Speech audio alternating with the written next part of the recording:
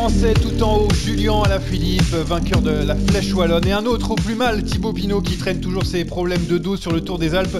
On va s'intéresser aujourd'hui dans Ça déraille à nous deux stars, mais pas seulement, puisqu'on aura le droit à une troisième dans l'émission. Florian Sénéchal, le tricolore de la Deceuninck Quick-Step, sera notre invité dans ce podcast, nouvel épisode de Ça déraille. À mes côtés, aujourd'hui, celui qui a fait vibrer la France entière au moment du final au mur de Huy, le nouveau commentateur star d'Eurosport, selon Yoann Rioux sur Twitter. Jérémy Sakian, bonjour. Bonjour à tous. Comme vous y allez, Yoann, mais c'est vrai qu'on a eu beaucoup d'émotions et beaucoup de frissons ce mercredi. Oui, j'imagine. Bien sûr, la petite photo vous met bien à l'aise, en tout cas sur Twitter, de la part de Yoann Rioux, qu'on remercie. D'ailleurs, aussi avec moi, Monsieur Stat, Monsieur Quiz, Jérémy Pelletier. Bonjour Jérémy. Salut Johan, salut à tous, j'espère que vous êtes prêts et que vous avez bien révisé sur un sujet que vous ne connaissez pas pour le moment. Ouais, d'ailleurs, on va accueillir aussi celui qui essaye de tricher sur Twitter, Anthony Nicolas, le fan de cyclocross mais aussi de quiz, puisqu'il a essayé de gruger des points sur Twitter. Il réclame des points avant même le quiz. Anthony, est-ce que tu vas bien quand même ? C'est de la pression, j'ai l'impression. Ça va très bien Johan, et bonjour à tous, ça va très bien. Allez, vous êtes prêts ? C'est parti pour le départ. C'était lui, le plus fort, encore une fois en haut du mur de Huy. Julien Alaphilippe a remporté sa 3e Flèche Wallonne. C'était ce mercredi. 350 mètres de l'arrivée, Primož Roglič qui dégaine. Est-ce que ce n'est pas un petit peu trop tôt ? Réaction. Alaphilippe et Valverde à la poursuite de Primož Roglič. C'est le final dont on avait rêvé. L'effort extrême, intense de la part du champion du monde, Julien Alaphilippe, qui est en train de dégainer désormais à 150 mètres de l'arrivée. Et Primož Roglič, Julien Alaphilippe, faites vos jeux, le duel entre les deux coureurs. Roglič toujours devant Julien Alaphilippe. Roglič, Alaphilippe, c'est Alaphilippe qui est en train de prendre l'ascendant. Est-ce qu'il va réussir à passer ? Oui, il va réussir à passer, Julien Alaphilippe. 11 ans après Cadel Evans, un champion du monde s'impose sur la Flèche Wallonne. 2, 3, un pasito pa'lante Maria, 2, 3. Et oui, 1, 2, 3 pour Julien Alaphilippe avec cette victoire sur la Flèche Wallonne. On reconnaît bien sûr dans cette petite prod la voix sublime de Jérémy Sakian au commentaire d'Eurosport. Mais on veut savoir d'abord si Anthony a vibré ce jour-là, ce mercredi. Bien évidemment, quand Anthony a vibré, on était impatients, on attendait. La Flèche Wallonne, c'est décidé comme tous les ans sur une montée sèche. Et on a vu tous les leaders qui étaient là, tous les gros étaient là à l'arrivée, il manquait personne. On voit un Primož Roglič qui lance un peu loin peut-être, et puis un Julien surtout très très costaud et qui connaît très très bien la montée, et je pense que ça lui a beaucoup servi. Une petite revanche pour Julien Alaphilippe qu'on va écouter juste après la ligne. Il voulait répondre à tous ses détracteurs. On a un petit peu trop envie que je gagne tous les week-ends, et c'est pas toujours évident malgré tout le travail fourni. Et voilà, j'ai jamais rien lâché, je sais pourquoi je suis venu là. J'ai envie de gagner, le maillot je le respecte. Je pense que depuis que je l'ai sur les épaules, j'ai toujours fait le maximum pour le montrer. Et c'est vrai que des fois je suis un petit peu trop dur avec moi-même. Est-ce qu'il a fait taire les critiques alors, Anthony, avec cette victoire ? Parce qu'il avait vraiment envie, on l'a vu sur la ligne pour la célébration, il a fait des gestes avec le doigt, et puis ensuite derrière à nos micros, évidemment il avait envie de dire quelque chose pour dire à tous ceux qui le critiquaient que voilà, il était toujours présent. Là, cette fois-ci, il a fait fermer des bouches, on peut dire, entre guillemets. Oui, il l'a fait de belle manière, comme on dit souvent, c'est sur le terrain que les choses se règlent. Effectivement, on le voit passer la ligne en faisant voir un petit peu du doigt les personnes qui étaient sur le bord, enfin les gens qui étaient là à la caméra, en disant voilà, vous m'avez peut-être enterré un petit peu trop tôt, mais je suis bien là. Et comme il le dit très bien, il a le maillot et il le respecte, mais on peut pas. C'est pas parce qu'il a le maillot qu'il va gagner tous les week-ends. Il faut aussi savoir perdre. C'est comme ça dans le vélo, mais c'est dans beaucoup de sports. Et ouais, je pense qu'il a fait taire beaucoup de monde, ouais. Jérémy, est-ce que pour toi cette victoire efface un petit peu ce début de saison mitigé, on va dire ? Oui, en tout cas, on a senti que Julien Alaphilippe, il avait cette rage, il avait cette grinta en passant la ligne. On a beaucoup parlé, rappelez-vous, dans les podcasts précédents, des 3 fantastiques. Wout van Aert, Julien Alaphilippe, Mathieu Van Der Poel. Eh bien, Julien Alaphilippe était le seul à ne pas avoir gagné de grande classique encore. L'Estrade Bianche, c'était pour Mathieu Van Der Poel. Wout van Aert, lui, s'est imposé, bien entendu, sur Gand-Wevelgem et sur l'Amstel Gold Race. Il y avait certainement ce sentiment de revanche pour Julien Alaphilippe. Il a fait taire tout le monde, il a fait taire ses détracteurs. Et puis, c'est de bonne augure avant Liège-Bastogne-Liège. Est-ce que pour toi, il est devenu le favori de Liège ? Bon, il est toujours un petit peu favori quelque part, Julien, sur toutes les courses. Mais là, est-ce que maintenant, avec cette victoire, c'est devenu le favori numéro 1 des regards des médias, notamment ? Il est l'un des favoris principaux, c'est une certitude, ce serait inconscient de le nier. Maintenant, de là à en faire le favori numéro 1, j'irai pas jusque-là. La vérité du mercredi, c'est rarement celle du dimanche, Johan. Jérémy Pelletier, je m'adresse à toi, tu as trouvé les chiffres. C'est relativement rare de voir des coureurs effectuer le doublé. Effectivement, c'est arrivé 10 fois depuis plus d'un siècle déjà. Il y a eu le Suisse Ferdy Kubler en 51-52, Stan Ockers en 55, Eddy Merckx, le grand Eddy Merckx en 72, et un peu plus récemment, Moreno Argentine en 91, Davide Rebellin en 2004, bien sûr Alejandro Valverde 3 fois en 2006, 2015 et 2017, et Philippe Gilbert en 2011. Donc vous voyez que c'est assez rare. Anthony, pour toi, il est favori de ce Liège, tu le trouves en forme et arrivé au bon moment? Il est favori. Après, il ne faut pas falloir oublier Pogačar qui va être certainement revanchard. Mais oui, Julien est favori. Et comme l'a dit Jérémy, il est favori dans toutes les épreuves où il prend le départ. Donc pourquoi pas un Julien sur Liège. Ouais. On se rappelle l'an dernier avec cette vague et cette célébration un petit peu trop tôt avant la ligne qui lui a coûté la victoire. Il était là pour la gagne. Ce parcours avec cette arrivée dans Liège, c'est un parcours qui lui correspond mieux, Anthony? Quand on regarde la flèche c'était plus un arrivé qui lui convenait. Là, c'est vrai que c'est un parcours, c'est sinueux, c'est en ville, ouais, ça peut lui convenir. Et il va aussi, avoir peut-être envie de se racheter par rapport à l'année dernière où il lève les mains 5 mètres trop tôt. Et peut-être encore une fois, pour faire taire aussi les gens qui ont pu critiquer cette arrivée l'année dernière. Un champion, quand c'est touché dans son orgueil, généralement, c'est toujours très fort. Et il l'a prouvé mercredi. Et je pense qu'il sera, s'il ne gagne pas à Liège, il sera pas loin. Moi, je pense au contraire que Julien Alaphilippe fait partie des principaux perdants de la modification du tracé il y a 2 ans. Si aujourd'hui on arrivait encore au sommet de la Côte d'Anse, je t'aurais dit Alaphilippe est le favori numéro 1. C'est le meilleur puncher du monde. On l'a vu, le tracé de la Flèche Wallonne, l'avantage dans ce sens. Et l'année dernière, alors oui, il perd pour cette vague. Oui, on a senti que Julien Alaphilippe aurait pu gagner ce Liège-Bastogne-Liège, mais je l'ai trouvé aussi très nerveux. Pourquoi ? Parce qu'il avait ce groupe de 5 coureurs à contrôler, avec le retour de Mohoric, avec Roglic qui va très vite, avec Marc Hirschi qui était en pleine forme. Et ce parcours-là, il ouvre le champ des possibles pour les autres, pour les outsiders, qui ont la possibilité, après la Roche au Faucon, d'attaquer, de troubler Julien Alaphilippe. Et ce ne sera pas évident de contrôler ce final. C'est la raison pour laquelle, tout à l'heure, je vous ai dit Alaphilippe, l'un des favoris, mais pas le seul. Attention, l'arrivée n'est pas au sommet de la Roche au Faucon, et derrière, c'est une autre course qui démarre. Oui, et Julien Alaphilippe qui prouve aussi, en tout cas je trouve que c'est tout simplement le meilleur puncher du monde, parce qu'au championnat du monde, il a montré que sur une bosse sèche, il arrive à faire la différence. Sur l'Amstel, au Coberg, on n'oublie pas qu'il était aussi devant. Sur Milan-San Remo, il n'a pas réussi à faire la différence, mais c'est lui qui attaque. C'est bon, on a compris, Julien Alaphilippe, c'est le meilleur puncher du monde. Ouais, il y a juste une exception quand même, faut pas oublier la montée de la Via Santa Caterina sur l'Estrade Bianche. Là, il n'y avait pas Mathieu Van Der Poel sur la Flèche Wallonne. Je ne dis pas que Van Der Poel aurait gagné, mais de là à attribuer le statut de numéro 1, c'est dépendant de beaucoup de choses. C'est dépendant du parcours, c'est dépendant de l'état de forme, c'est dépendant du plateau. Évidemment, Julien Alaphilippe fait partie du top 2, top 3. Mais il y a tout un tas de coureurs avec Roglic, avec Van Aert, qui se tiennent en un mouchoir. Anthony, il y a match avec ces autres coureurs ou tu penses qu'Alaphilippe garde un petit peu d'avance et l'a démontré sur cette flèche? En l'absence de Mathieu Van Der Poel, pour moi actuellement, ouais, au niveau des punchers, attention aussi à pas oublier à Pidcock qui s'est rajouté tout fraîchement là, sur la start list.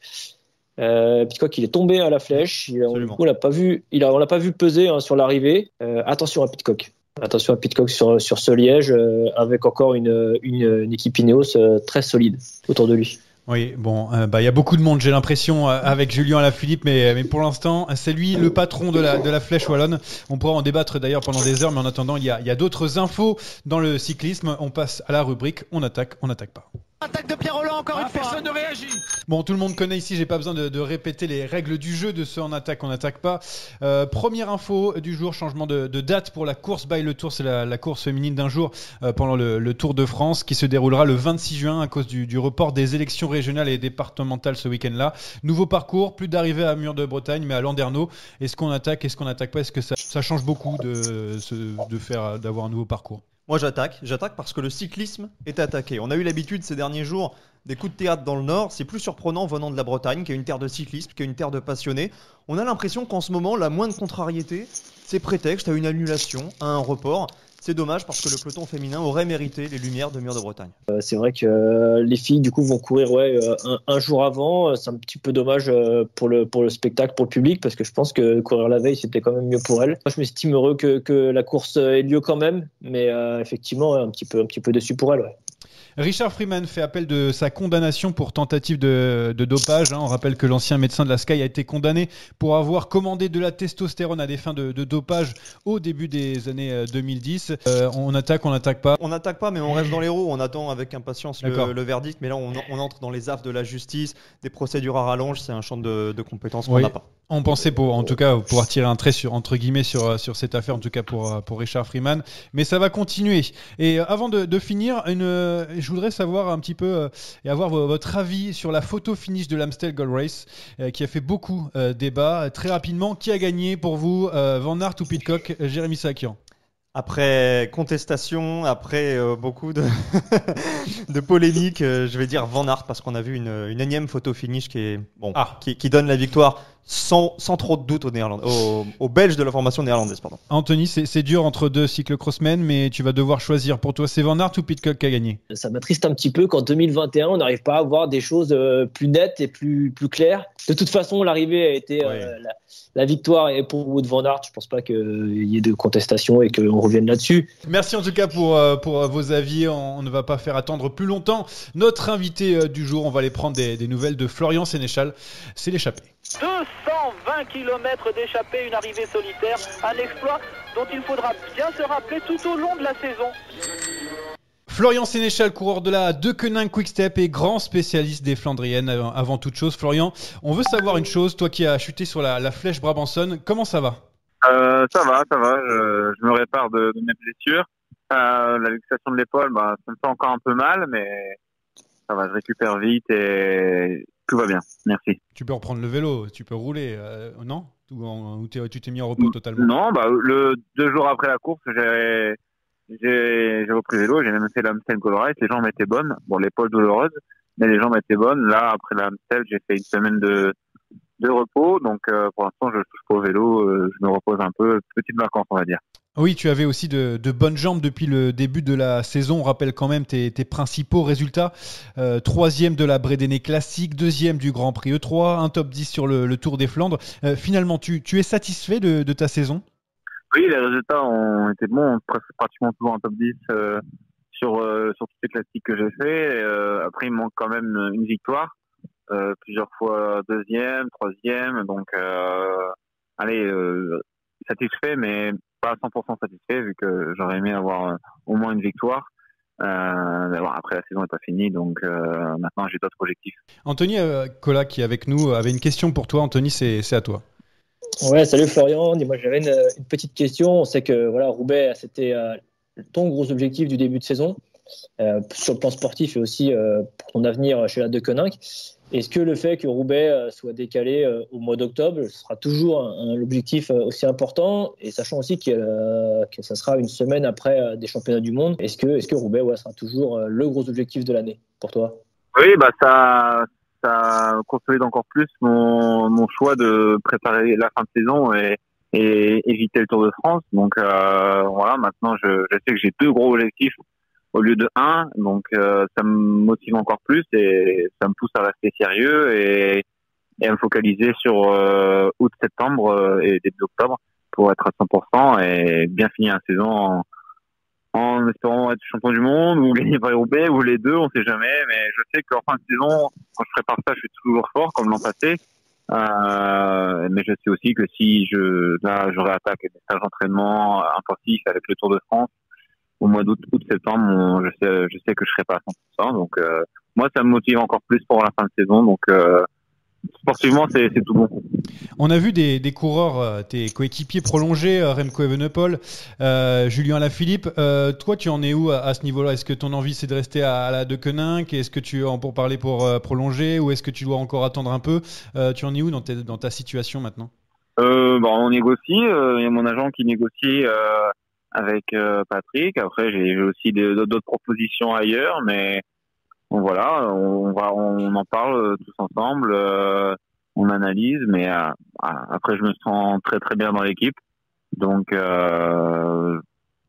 c'est possible que je reste, mais j'ai plusieurs options et je vais en discuter avec mon agent maintenant. Bonjour Florian, Jérémy Sakian, j'ai une question également pour toi. On parle souvent du cyclisme en tant que sport collectif, on parle souvent de la force du Wolfpack. Est-ce que tu pourrais nous décrire les émotions qu'on ressent quand on termine deuxième, par exemple, de l'E3 Saxo Bank Classique, derrière un de tes coéquipiers? En termes d'émotions pures, qu'est-ce qu'on ressent? Est-ce que c'est de la joie? Est-ce qu'on reste quand même sur la retenue parce que c'est pas toi qui as gagné? Tu peux nous décrire ça? C'est toujours mieux de faire deuxième quand le premier c'est son coéquipier et qu'on a joué à sa victoire que de se faire battre à la régulière et d'être deuxième. Non, pour moi, j'ai pris ça aussi comme une petite victoire parce que c'était grâce à moi et à Stibar que Casper a pu gagner. On a su bloquer Van Avermaet, Nassen, Van Barle et Mathieu Van Der Poel. Donc, c'est une victoire collective. Après, c'est vrai que je me dis que si Casper n'est pas attaqué, peut-être que j'aurais gagné au sprint, mais à 5 km de l'arrivée, j'aurais jamais pensé pouvoir battre Mathieu au sprint aussi pas aussi facilement, mais avec un aussi gros écart. Mais on sait jamais. Avec des skis, on refait tout, donc forcément un peu déçu pour moi personnellement, mais j'étais aussi très heureux pour Casper qui était vraiment très très très fort et qui méritait plus que moi de gagner. Et voilà, après, en conclusion, je me dis, deuxième à Grand Evelgem l'an passé, deuxième là à Rollbeck, c'est des grandes courses et je sais que si j'aurais gagné, ça aurait changé quelque chose pour moi au niveau de ma carrière. Mais voilà, c'est toujours le plus fort qui gagne dans ces courses-là, donc j'ai pas non plus de regrets à avoir. Derrière, vous avez quand même bien célébré la victoire, j'imagine, à l'hôtel? Oui, c'est sûr, oui, on a célébré ça et comme il y a 2 ans, on a fait 1 et 2. Non, c'est super. C'est une course qu'on gagne tout le temps. Je suis dans l'équipe, donc on est super heureux à chaque fois. Pour rester dans ce thème un petit peu de la Deceuninck Quick-Step et du Wolfpack, être dans une équipe avec autant de leaders où tu n'as pas tout le temps la chance de pouvoir jouer ta carte ou d'être numéro 1, c'est quoi? C'est plutôt pénalisant ou c'est mieux d'être au contact des meilleurs? C'est toujours la loi du plus fort. Donc si je dois travailler pour quelqu'un d'autre, ça veut dire qu'il est plus fort que moi. Et c'est normal, c'est le jeu. Et savoir travailler collectivement, c'est aussi important. Et des fois, on peut, si on travaille pour un leader, peut-être que dans une semaine, il va travailler pour nous, parce que c'est plus notre style de course à nous deux. Donc, non, il n'y a pas de frustration à avoir. C'est comme ça, c'est le jeu. Et puis, ça permet aussi d'apprendre, parce que quand on est en contact avec de grands leaders, quand on voit leur façon de gagner, on se dit, ouais, peut-être que la prochaine fois, moi, je ferai comme ça pour moi.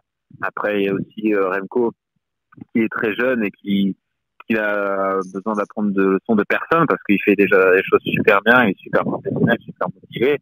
Donc c'est aussi un exemple à suivre alors que j'ai plus d'expérience que lui. Donc voilà, ça me met des fois en retrait, mais des fois ça me met en avant sur ma préparation physique et mentale. Ils vont en gagner une, Julien Alaphilippe, sur les Flandriennes dans les années à venir? Ouais, je pense Tour des Flandres, il peut le gagner. Hein. C'est une course vraiment dure, limite pour les punchers grimpeurs. Oui, je pense que il peut la gagner. À mon avis, l'année dernière, quand il est tombé, il y avait des chances de gagner. À la vitesse qu'il allait dans les bosses, il aurait pu attaquer dans le Patersberg à la fin, ou le Quarmont, il était vraiment impressionnant. Oui, je pense qu'il est capable d'aller la gagner. Florian, tu restes encore un petit peu avec nous parce qu'on a une petite rubrique, tu vas voir, assez originale. Juste avant de nous quitter, tu vas passer à la giclette. C'est parti, boum, la giclette est là, on l'attendait.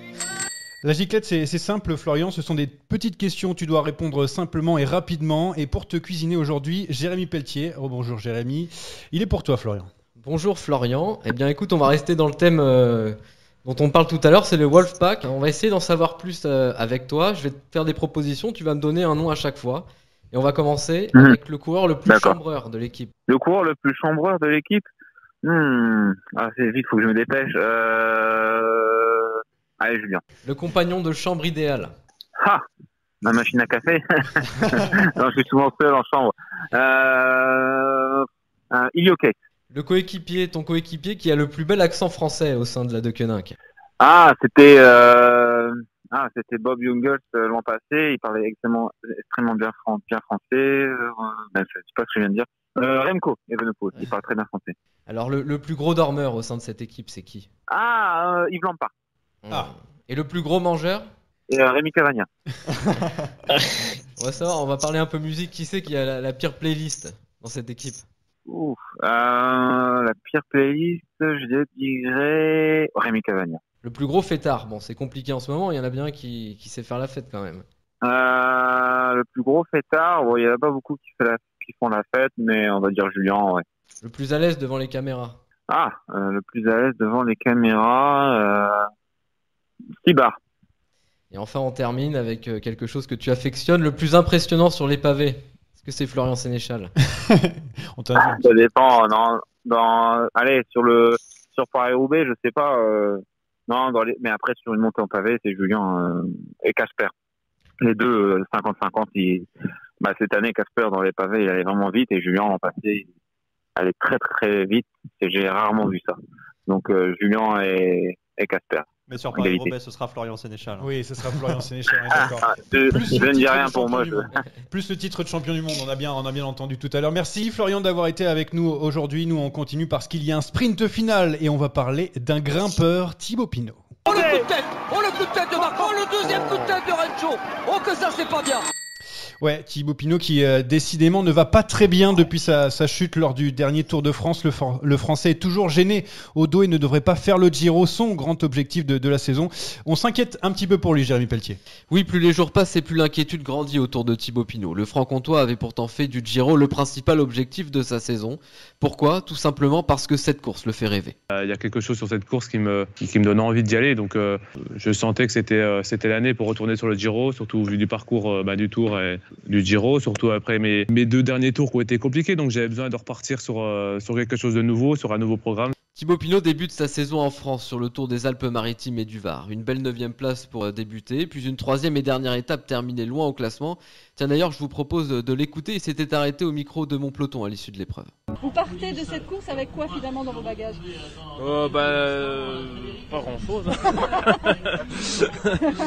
Non, mais c'était... Dans la tête, dans les muscles, je sais pas. Non, c'était une très belle course. On a eu du beau temps, donc franchement c'était vraiment plaisant d'être là et c'est bon pour la suite de la saison. La suite, c'est une 8e place sur la Faune Ardèche Classique. Il s'envole ensuite pour l'Italie, le Trofeo Legueglia, puis Tirreno Adriatico pour se jauger. Mais la course des deux mers se transforme en véritable calvaire. Pendant que les Pogacar, Landa, Yates ou Quintana s'expliquent à Prati di Tivo, Pinot navigue loin, très loin, trop loin à plus de 5 minutes. Il termine 43e au classement final à 29 minutes et il se montrait déjà un brin fataliste au micro de Cycling Pro. Je suis pas en super forme, donc c'est difficile. La condition, elle est comme elle est. Et voilà, on fait avec. C'est pas le top, mais comme j'ai dit, je peux pas faire grand-chose. Thibaut Pinot coupe alors un mois et part se ressourcer chez lui en Franche-Comté. Il revient sur le Tour des Alpes, dernière ligne droite vers le Tour d'Italie, où il veut être à 100% pour s'aligner au départ. Mais son dos en a malheureusement décidé autrement et la course vire au cauchemar. Ouais, Thibaut Pinot qui était d'ailleurs échappé sur la dernière étape du Tour des Alpes, mais qui a été lâché. On a quand même l'impression que ça va de pire en pire. Anthony, toi, tu as eu une blessure dans ta carrière qui t'a handicapé un petit moment où tout était très bien dans ta carrière et tu n'as pas eu de blessure. Alors c'était une petite carrière, moi, quand même. Par rapport on a quand même tout le temps le temps de se faire des blessures. Ouais, voilà. Non, ouais, j'ai pas eu de soucis comme ça qui m'ont handicapé assez longtemps. Et ouais, c'est vrai que Thibaut, là, c'est une mauvaise spirale. Il a du mal à s'en sortir. Et je pense que le Tour d'Italie, ça pouvait lui faire du bien parce que, mine de rien, déjà, le tracé lui convenait. Et puis, peut-être un petit peu moins de pression que le fait de faire le Tour de France où il y a quand même une grosse médiatisation et que les Français attendent beaucoup de lui. Et ouais, non, il a du mal à sortir de ses problèmes de santé. Bon, et aujourd'hui, effectivement, sur l'étape du Tour des Alpes, on l'a vu prendre l'échappée. On s'est dit tiens, peut-être que ça va mieux. Et puis au pied de l'ascension finale, il a rapidement décroché. Ouais, Thibaut Pinot qui explique d'ailleurs son mal-être au micro d'Eurosport il y a quelques jours. En début de course, ça va, il n'y a pas trop de soucis là-dessus. Mais voilà, c'est au fur et à mesure des kilomètres que ça coince. Donc voilà, c'est ça qui est vraiment frustrant de subir encore. Et voilà. Ouais, Pinot qui a d'ailleurs tiré un bilan sur son Tour des Alpes, il a dit tout simplement catastrophique, il n'y avait pas d'autre mot, c'est lui-même qui l'a dit au micro de l'équipe. On sait que c'est un coureur qui a besoin d'être fort mentalement, qui a besoin que tout se passe bien pour être au top de sa forme. Ce genre de blessure, ça doit le miner moralement, Anthony, et je suppose que quand on est dans une spirale comme ça, tu le disais tout à l'heure, pour s'en sortir, si les jambes ne sont pas là, si le dos n'est pas là, si le mental ne suit plus. Ah, c'est sûr que psychologiquement, on voit qu'il est pas déjà dans ses réactions, même depuis le début de saison. On voit qu'il est pas bien dans la tête et automatiquement, il est pas bien dans la tête à cause de ses pépins physiques. Et automatiquement, ça suit. Et ouais, il est dans cette spirale négative pour l'instant. Il faut comment s'en sortir. Là, bon, il a le Tour d'Italie. Je crois que c'est quasiment sûr qu'il prendra pas le départ. Jérémy Sakian, tu es nommé directeur sportif de la Groupama FDJ. Si Thibaut Pinot ne peut pas faire le Giro, et pour l'instant, il ne fera pas le Giro, c'est ce qu'a annoncé plusieurs médias d'ailleurs. Tu verrais quoi comme programme de course? Combien de temps tu laisserais? Qu'est-ce que tu pourrais faire avec un Thibaut Pinot qui est blessé comme ça? Je crois que Thibaut Pinot, aujourd'hui, il est blessé en tant que coureur, mais il est aussi blessé en tant qu'homme. Il faut lui laisser du temps. La coupure, elle prendra le temps qu'il faudra. Est-ce que ce sera jusqu'à juillet? Est-ce que ce sera jusqu'à la Vuelta? Est-ce que ce sera jusqu'à l'année prochaine? J'ai pas la réponse, et probablement que lui ne l'a pas non plus. Ce qu'il faut espérer pour Thibaut Pinot, c'est qu'il puisse se ressourcer, retrouver 100% de ses moyens physiques pour repartir à l'assaut d'un objectif. S'il reprend, admettons, au milieu de l'été, il faut que Thibaut Pinot puisse partir sur la Vuelta pour retrouver des sensations, pour retrouver des jambes et avoir un objectif peut-être le Tour de Lombardie qui se court en fin de saison. Est-ce qu'un Tour de Lombardie, est-ce qu'un podium, est-ce qu'une victoire sur le Tour de Lombardie pourrait sauver la saison de Thibaut Pinot? Je dis oui, mais il ne faut pas se précipiter. Il faut se fixer des objectifs en fonction de ce qui est réaliste. Et aujourd'hui, malheureusement, on n'a pas la réponse. Donc laissons Thibaut Pinot se reposer. Et on verra ensuite quels sont les objectifs atteignables. S'il faut attendre 2022 pour retrouver du grand Thibaut Pinot, attendons 2022 tout simplement. Ma dernière question maintenant, Anthony, sur ce débat avec Thibaut Pinot. Est-ce que tu penses que c'est trop tard maintenant, ses ambitions pour un grand tour, pour le général? Est-ce que maintenant on peut dire adieu avec tous ces jeunes qui sont là, avec des coureurs déjà de talent? Est-ce que on va plutôt se concentrer sur un Thibaut Pinot qui va viser autre chose, ou est-ce qu'un grand tour c'est encore possible aujourd'hui? Sur le papier, c'est pas trop tard. Maintenant, est-ce que ça lui ferait pas de mal aussi de changer un petit peu ce que je disais tout à l'heure, de changer cette routine? Là, on voit c'est comme Romain Bardet, ils se sont préparés souvent pour un objectif. Quand on prend Thibaut Pinot, les autres années, il court on va dire assez peu. Il prépare le tour. Est-ce que ça ferait pas du bien d'aller faire un petit peu d'autre chose, des classiques? Je pense pas que ça soit fini pour lui, mais ça commence à se compliquer quand même. Il prend de l'âge, ouais. On espère en tout cas que Thibaut Pinot revienne au meilleur de sa forme et nous gagne le grand tour qu'il mérite tant. En attendant, on va voir si certains vont mériter leur victoire. C'est l'heure du quiz. Le quiz concocté aujourd'hui par Jérémy Pelletier, et surtout cette fois-ci le grand maître du jeu va cette fois-ci être de l'autre côté de la barrière. Attention Jérémy Sakian, ça fait très bizarre. Beaucoup de pression, attention à ne pas se louper. Tout à fait. Bon, le quiz tournera évidemment autour de Liège-Bastogne-Liège. Vous verrez, il y aura un peu de tout. Vous pouvez faire la différence sur pas mal de choses différentes. On va commencer, je vais vous énoncer quelques coureurs. Et ces coureurs ont un point commun. Ah. Et ben vous allez me donner ce point commun. Excellent. Simon Gerrans, Evgeny Berzin, Tyler Hamilton, Primoz Roglic. Ils ont gagné avec un maillot de champion national? Non. Ils ont gagné après avoir fait un top 5 sur le Tour l'année d'avant? Non. Pensez à c'est ces compliqué noms, aujourd'hui. Ce sont les vainqueurs non européens? Non. C'est tout simplement les vainqueurs hors France, Belgique, Italie, Espagne. Ce sont les premiers vainqueurs pour leur pays. Mais oui. Eh oui. C'est les uniques vainqueurs de leur pays. Eh oui. Eh oui. Vous allez trop loin. On va trop loin, on se casse trop la tête, tu vois. Non mais c'est toi aussi avec tes quiz 5 étoiles que tu nous fais chaque semaine. On ne trouve plus rien. Bon, en tout cas, Anthony, on l'entend pas beaucoup. Hein. Il attendait le quiz. Ouais, j'ai réfléchi, mais là il attend qu'on donne les indices et après, bam, il lâche les choses. Au 21e siècle, il y a un coureur qui a une particularité, c'est Andy Schleck, qui a gagné en 2009. Quelle est cette particularité, Andy Schleck? Il est sorti dans la Roche au Faucon. Non, c'est pas la particularité que je cherche. Andy Schleck. C'était le plus jeune, c'était le seul. Le plus jeune. Ah, bravo, Anthony. C'est le seul coureur de moins de 25 ans à cette. Ouais, voilà, c'est ce que je voulais dire. J'allais dire espoir, mais c'est pas espoir. Bravo, Anthony. Il a parlé qu'une seule fois, mais c'est la bonne réponse. Johan reste à 0, c'est l'essentiel. Et pour Anthony. Allez, encore un point commun. Bernard Hinault, Eddy Merckx, Primoz Roglic, Evgeny Berzin, Danilo Di Luca. Ils ont beaucoup trop gagné, beaucoup trop de victoires à eux tous. Bah, ils ont tous gagné un grand tour aussi. Ils ont tous gagné le Giro avant de gagner Liège-Bastogne-Liège. J'ai besoin d'une réponse précise. Je n'ai pas encore eu la réponse précise. Alors, redis-nous les noms.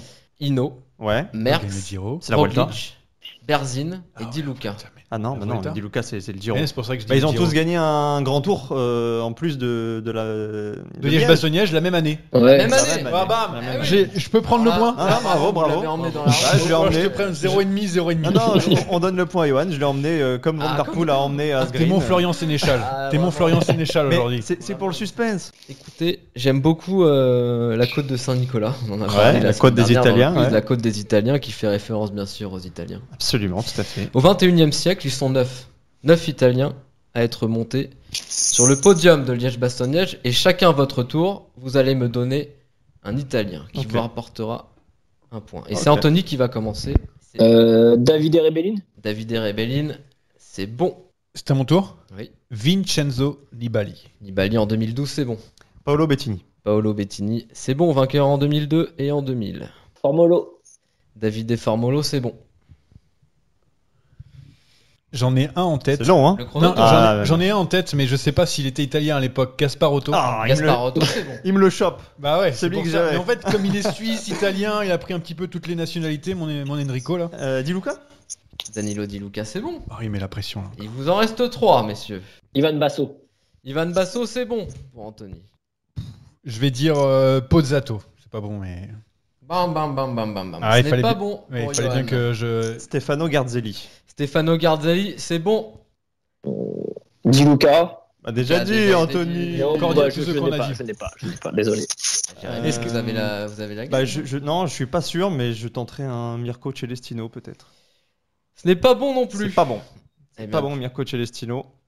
Mais du coup, vous avez. On est tous les deux à égalité, vous c'est êtes encore tous la les deux à finale. égalité. Peut-être Donc tu vas vous allez trouver le. C'est le premier qui Tu vas trouve. peut-être nous donner un indice. Vous allez alors. trouver le dernier. Que je vais vous faire en indice. Il n'est plus en activité. Kunego. C'est Damiano Ah, elle est pour moi. Elle est pour toi la casquette Nissan. Elle est pour moi la casquette. Elle est pour toi la casquette Nissan. Bravo Jérémy Merci, Sakian, bravo. merci. Premier quiz, première victoire. Incroyable, incroyable. Et pour tous les perdants, on peut toujours se rassurer en allant gagner un petit peu d'argent parce que c'est l'heure des paris. Ah, c'est même pas vrai. Bon, est-ce qu'on va essayer de gagner ces paris Tom Pidcock est pas passé pour l'Amstel, Jérémy Sakian, c'est pas validé. Hein, a priori. Ah, je sais bien, j'y ai cru pourtant, longtemps après La cote à l'arrivée, 11 mais n'est pas passée. C'est pas passé. Et on va parier aujourd'hui bien sûr sur Liège-Bastogne-Liège, le tenant du titre Primoz Roglic et le favori des bookmakers. Mais quel est le vôtre autour de la table? Jérémy Pelletier, le plus grand parieur de cette table, va nous donner son pronostic. Compliqué de sortir quelqu'un de Liège-Bastogne-Liège. C'est un nom que j'ai déjà sorti, que j'ai déjà évoqué. Et je vais retenter le coup parce que je me dis qu'il pourra peut-être tirer son épingle du jeu. C'est Andreas Leknesund. Non mais alors, Est-ce qu'il est dans les est-ce que- cotes, Andreas on sait Leknesund même- Non mais est-ce que surtout, est-ce qu'il est sur Liège-Bastogne-Liège, Leknesund? Oui, Je je suis crois- un très je crois grand que joueur. si, Je il me suis semble un l'avoir très vu grand sur joueur. la Très Star bien. List. Je vais vérifier la On Star va List. quand En même attendant, vérifier. Monsieur Sakian, j'aimerais bien que... Moi, je veux jouer une cote intéressante, c'est toujours pareil. Je pense qu'Alaphilippe est potentiellement vainqueur, mais ça doit être une cote assez faible. Est-ce que Valverde, ça peut me faire gagner un peu d'argent? Oui, et c'est à 11 aussi. Et Ah bah, 11. justement, je voulais aussi donner à Alejandro Valverde, moi aussi. Donc D'accord. ça m'embête un petit peu, mais on partage le gain. On peut partager le gain, ou On alors partage on le peut gain. en trouver un autre. Ah ben, je rejoue Pidcock. Allez, une deuxième Qui est fois à Pidcock. 11 aussi, Eh ben, d'ailleurs. Allez, c'est très 2 bien. Pidcock à 11. Du coup, Anthony, tu es le dernier, tu as la pression là. Je voulais jouer Pidcock aussi, moi, mais évidemment, voilà. du coup, je ne Oublie vais pas le pas si j'ai le redonner. droit de jouer certains coureurs. Allez, moi, je joue Pogacar pour la revanche. Pogacar à 6. Revanchard. Et s'il choisit Pogacar, bah, je reste sur Pidcock. Merci à tous en tout cas d'avoir participé à ce podcast. Si vous voulez d'ailleurs écouter les anciens podcasts ou les prochains, vous pouvez aller sur Deezer, Spotify, Apple Podcast. Nous on vous laisse et on se retrouve après les Ardennaises. À la semaine prochaine. Ciao, Salut ciao. à tous. Ciao, Ciao, ciao. ciao.